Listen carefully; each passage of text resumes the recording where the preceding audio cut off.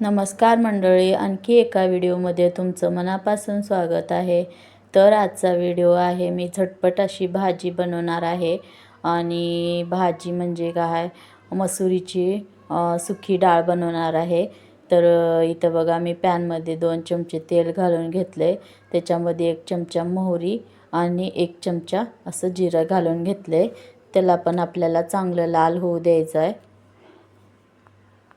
लाल झाल्यानंतर त्याच्यामध्ये आपल्याला कढीपत्ता घालून घ्यायचा आहे आणि कढीपत्त्याला पण चांगलं असं तडतडू द्यायचं आहे. मग ते कढीपत्ता आणि चांगले असं मोहरी लाल झाल्यानंतर त्याच्यामध्ये मी एक मोठा चिरून घेतलेला कांदा घातला आहे आणि एकदम असं बारीक बारीक कट केला आहे. लहान मुले जास्त असं मोठा कांदा दिसला की खात नाहीत, मग त्याच्यासाठी मी एकदम असं बारीक कट करून घेतला आहे. आणि आपल्याला कांद्याला पण चांगलं काय भाजून घ्यायचं आहे. तेवढं जास्त पण नाही आणि तेवढं कमी पण नाही, असं मीडियम साईज म्हणजे कांदा परतायचा आपल्याला. आणि हे कांदा पण परतून झाल्यावर ह्याच्यामध्ये मी घेतलं इथं 2 सिमला मिरची घेतल्यात, एकदम असं बारीक बारीक कट केल्यात. आणि लवली परली ना असं शिमला मिर्च खात नाही, तर असं कशामध्ये पण असं घालून दिलं ना, मग ते त्यांना कळत नाही की हे काय आहे म्हणायचं, तर खाऊन येतात डबे. तर मी अशी देते भाजी. तर आता शिमला मिरचला पण आपल्याला काय 2 मिनटं परतून झाल्यानंतर त्याच्यामध्ये काय टमॅटो घालून घ्यायचा आहे. आणि ह्याला मस्त असं काय ह्याच्यामध्ये सगळं एकजीव करून काय ह्याच्यामध्ये आता सगळे मसाले घालून घ्यायचा आहे. जे पण आपण घालतो रेग्युलर ते घालून घ्यायचं आहे. आता मी इथं काय अर्धा चमचा हळद घालून घेणार आहे आणि 1 चमचा धना पावडर आणि लाल तिखट घालणार आहे 1.5 चमचा आणि चवीपुरतं मीठ घालायचं आहे.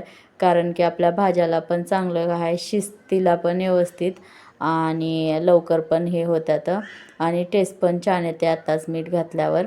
तर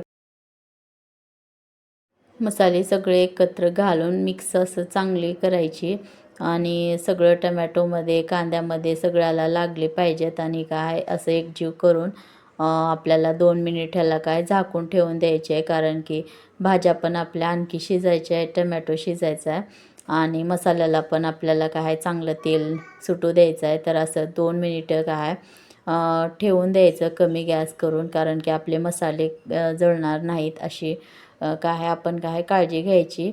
आणि असं 2 मिनिटं झाल्यानंतर मस्त असं काय तेल पण सुटलं आहे आणि भाज्या पण आपल्या व्यवस्थित काय शिजल्या.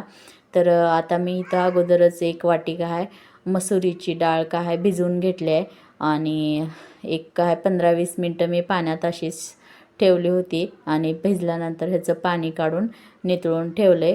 तर अशी ही मसूर डाळ काय भिजवून करायची आणि पाणी घालायची गरज नाही आता ह्याला.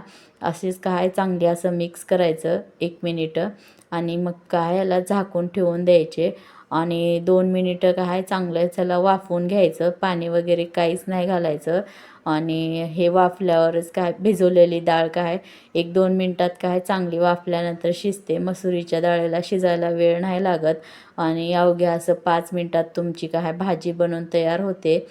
तर पटकन असं झटपट बनणारी ही रेसिपी आहे.